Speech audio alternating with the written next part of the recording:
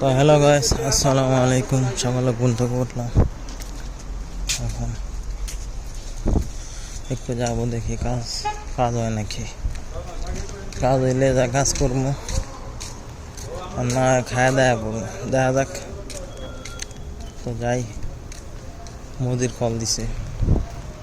প্রথমে বাকালে গেলাম, বাকালায় গিয়া কিছু খাওয়া দাওয়া করলাম, নাস্তা করলাম। তার ঘুরতে ঘুরতে ঘুরতে ঘুরতে মুদিরের বাসা গেলাম। মুদিরের বাসার সামনে জায়গায় দেখি কাকায় দাঁড়ায় আছে। বন্ধুরা তখন আর কাজ হয় নাই, মুদির আসে নাই, তো আজান হয়ে গেছে। তো এই জন্য নামাজ পড়ার জন্য যেতে হবে। আজান হয়ে গেছে, নামাজ পড়তে যাবো। তো বন্ধুরা আজকে এই পর্যন্তই।